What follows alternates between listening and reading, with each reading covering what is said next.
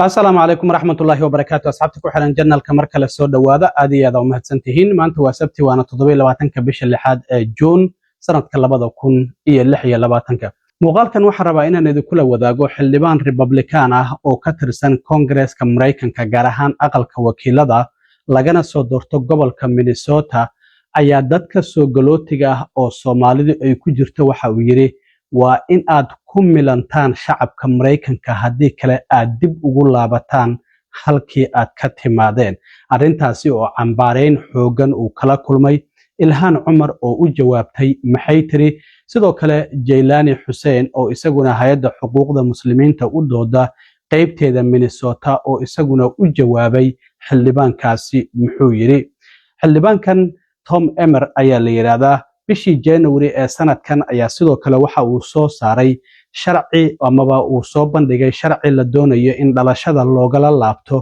dadka muwaadiniinta Mareykanka ee 10 sano gudahood muwaadiniin Mareykan ahayd kuwaasi oo lagu helay musuqmaasuq inay argagaxiso ku biireen ama xiriir ay la leeyihiin inay basaasnimo sameeyeen iyo sidoo kalena in ay dambiyo waaweyn galeen arrintaasina sidoo kale waan idinla wadaagaya mid ka mid ah dhalinyaradii Soomaalida ahayd ee lagu haystay kiiskii Feeding Our Future oo wadanka Mareykanka ka baxsaday ayaa qamiistii FBI-da Mareykanka oo kaashanaysa ciidamada sirdoonka waxay ku qabteen magaalada Muqdisho waxaana la filayaa in Mareykanka la keeno ninkan waa qofka ku xigay haweeneyda cadaanka ahayd Amy Park ee bishii hore la xukumay isla markaana dambiyada uu ku eedeysan yahay maxay yihiin imise lacaga ayaana lagu eedeynayaa in uu la baxsadayna waan idinla wadaagaya balse marka hore soo dhawaada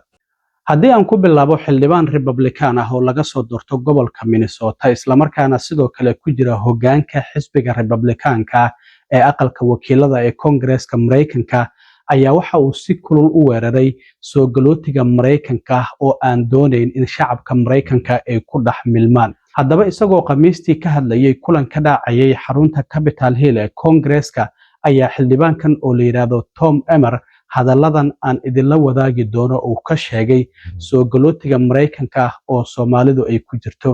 haddaba inta aan arrintaasi u galin xildhibaankan horta muxuu yahay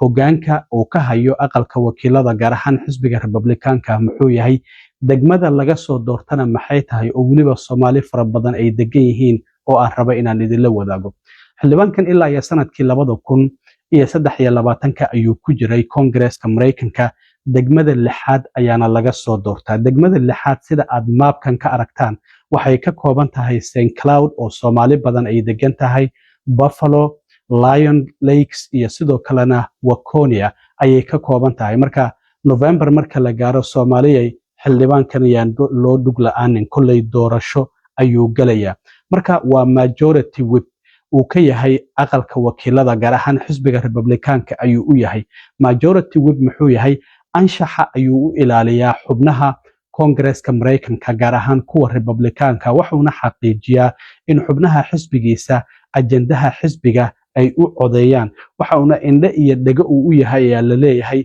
hoggaanka xisbiga isla markaana waxa uu tiriyaa codadka ka hor inta xubnaha xisbigiisa aysan codeynin oo lagu dhawaaqin sharciga loo codeynayo cod ku filan ma haystaa in kale ayuu sidoo kale uu xaqiijiyaa marka waxaana sidoo kale xubnaha diidan ajendaha xisbiga uu ka dhaadhiciyaa in ajendaha xisbiga ay u codeeyaan marka ninku waa nin noocaasa isla markaana anshax dhowraha aqalka wakiilada ee Congress-ka gaar ahaan dhinaca xisbiga Republicanka marka hoggaanka xisbiga ayuu ku jira hadda ka hor xitaa markii uu Kevin McCarthy iska casilay afayeenka aqalka wakiilada xubnihii is sharaxay ayuu ku jiray walow aan la dooranin marka isagoo kulankaasi qamiistii ka hadlayay ayaa hadalkan uu sheegay sanadkii 2015 10 sano ka horna hadal uu Soomaalida la ka sheegay iyo midka hadda uu sheegay oo iskhilaafsanna waan idinla wadaagaya marka xildhibaankan waxa uu yiri haddii wadankan weyn aad timaado waa inaad fahantaa uu yiri waxaad u imaanaysaa inaad qof Mareykan ah aad noqoto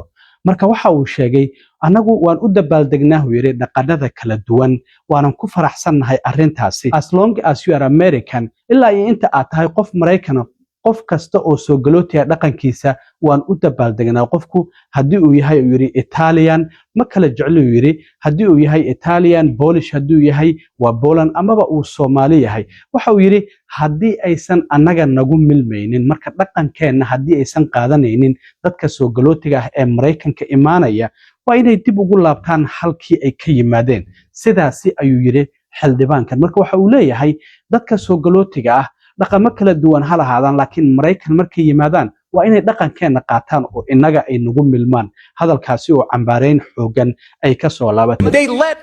immigrants who come to this country not wanting to assimilate lie, cheat and steal from them our money. Guess what? There is nothing racist about calling out a criminal. If you come to this great country, you have to understand you're coming here to be an American. We celebrate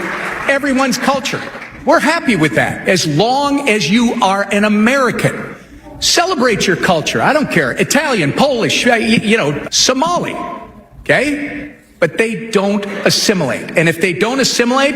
then they should go the hell back to where they came from. Ilhan Umar oo ah gabadha kaliya ee Soomaalida ah oo ku jirta Congress-ka Mareykanka ayaa u soo jawaabtay barteeda Facebook ayay waxay ku soo qortay waa dhaxgalay ayay tiri oo ilaa iyo Congress-ka ayaaba gaaray laakiin hadda doqonkan waliba waxa uu leeyahay waa inaad dib ugu laabataa halkii aad ka timid. Ilhan Umar ayaa hadalkaasi ugu soo jawaabtay sidoo kalena Jeelaan Xuseen oo isaguna hay'adda xuquuqda muslimiinta u dooda Mareykanka ee CARE gaar ahaan xafiiska ay ku leedahay gobolka Minnesota ayaa isaguna arintan wax laga weydiiyay waxauna ku tilmaamay arintan inay tahay midaan la aqbali karin in xildhibaan fahansan ayuu yiri dastuurka Mareykanka uu arintan ku dhaqmo ma garan karo waxa uu kala jeedo oo aan ka ahayn in arintan ay tahay cunsurinimo waa kan isaguna Jeelaan Xuseen oo arintaasi ka hadlay. I'm disappointed with the congressman. For a congressman who understands the Constitution of the United States and how that operates to just blatantly target a community, it's unacceptable. I've lived here for all of my life now. I'm as Minnesotan as you can get. I deer hunt in Minnesota. I do all the. So what is he talking about? I don't know what he's talking about. I think other than being racist against Somali Americans. Hadda marka isla xildhibaankan oo sanadkii 10 sano ka hor 2015 ka hadlayay kulan town hall oo community-giisa magaalada St. Cloud oo kula hadlayay ayaa waxa uu sheegay hadalkan waxana uu yiri haddii aad wax iga weydiineysaan dadka soo galootiga ah sida sharciga ah ku yimid wadankan isla markaana doonaya nolol wanaagsan inay u helaan nafsadooda iyo waliba qoysaskooda arrintaasi waan taageersanahay waxana ugu dambeynta uu leeyahay marka qiimeyn la sameeyay ayaa waxay muujinaysaa Soomaalidu inay tahay dadka sida ugu dhaqsiyaha badan ku milmaya shacabka Mareykanka arrintaasi oo xitaa markuu dhameeyo la leeyahay oo sida aad muuqaalka aad ka arki doontaan ama codka aad ka maqli doontaan dadku ay u muuqdaan town hall-ka joogay xilligaasi hadalkaasi in aysan ku qaracsanayn marka waxa uu leeyahay qiimeyn la sameeyay ayaa waxay muujinaysaa in Soomaalidu ay tahay dadka sida ugu dhaqsiyaha badan ku milmaya shacabka Mareykanka oo dhaxgalaya bal hadalkan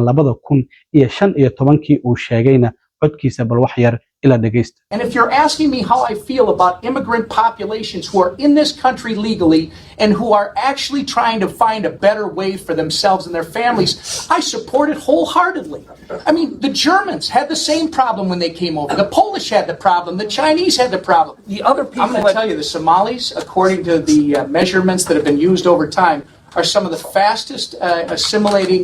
populations that we've had.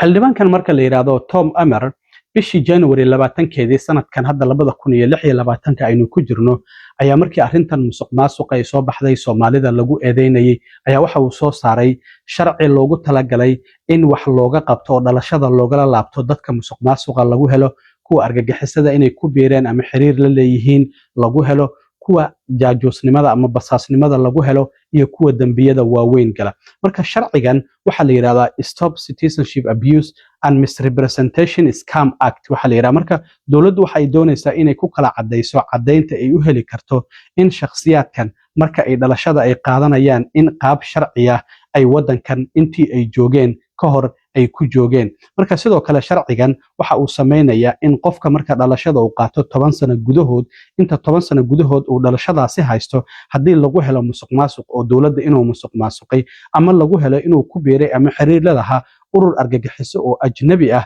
ama sidoo kalena lagu helo dambiyo waaweyn ee felony ah ama espionage lagu helo in sharciga lagala laaban karo xildhibaankan marka bishii January ayuu sharcigaasi soo jeediyay welina Congress-ka waa uu hor yaala oo ma aysan ansaxin ugu dambeyntii waxaan rabaa inaan idinla wadaago Cabdikariin Iidle oo qofkii labaad oo kiiska Feeding Our Future dadka loo haysta kamid ahaa marka laga soo tago haweeneyda cadaanka ahayd ee ururkaasi madaxda ka ahayd ee Feeding Our Future oo la yiraahdo Amy Bag isla markaana 22kii bishii hore 41 sano iyo 6 bilood lagu xukumay iyo inay 243 milyan ay dawladda u soo celiso ayaa Khamiistii lagu qabtay caasimadda Soomaaliya ee Muqdisho FBI-du waxay sheegtay in ciidamada FBI-da iyo ciidamada sirdoonka Soomaaliya ee NISA ay iska kaashadeen soo qabashada marka sawirkan ayaa laga qaaday markii la soo qabtay kadib sida aad aragtaan ninkan oo 42 jir ah oo Cabdikariin Iidle waxa la leeyahay la taliyaha ugu horeeya ee haweeneyda Amy Bag ayuu ahaa marka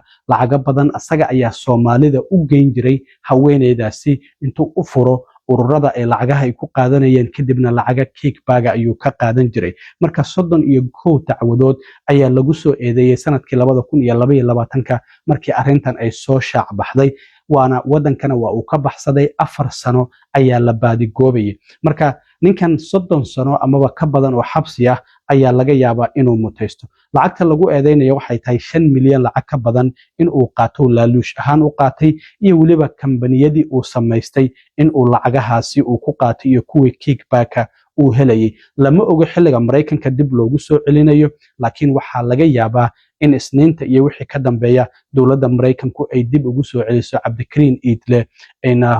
gudaha wadanka Mareykanka si uu cadaaladda u wajaho taliyaha FBI-da Mareykanka Kash Patel ayaa qoraalkan maanta bartiisa X ku soo qoray waxa uu yiri Cabdikariin Iidle oo kamid ahaa dadka hoggaanka u ahaa musuqmaasuqii ugu ballaarnaa ee taariikhda Mareykanka soo mara oo 250 milyan lacag ka badan lagu musuqmaasuqay taasi oo loogu talagalay caruur nugul in lagu siiyo raashin isla markaana lacagihii ay qaateen ay ku gateen gawaari raaxo iyo guryo waaweyn iyagoo waliba aan isceebsanaynin waxa uu yiri inaga uga mahadcelinayna FBI-da iyo sidoo kalena hay'adaha kale ee nala shaqeeya waxaan ku qabanay Soomaaliya ayuu yiri haddana cadaaladda ayuu wajahi doonaa marka waxa uu xaqiijiyay in hadda Cabdikariin Iidle lagu xiray magaalada Muqdisho sida aad arkaysaan uu sheegay taliyaha FBI-da isagoo sheegay in kiiskii Feeding Our Future ilaa iyo 70 xubnood ka badan dacwada lagu soo oogay waxaana maalin kasta aan ka shaqeynayna ayuu yiri sidii musuqmaasuqa aan wala dagaalami lahayn guud ahaanba wadanka Mareykanka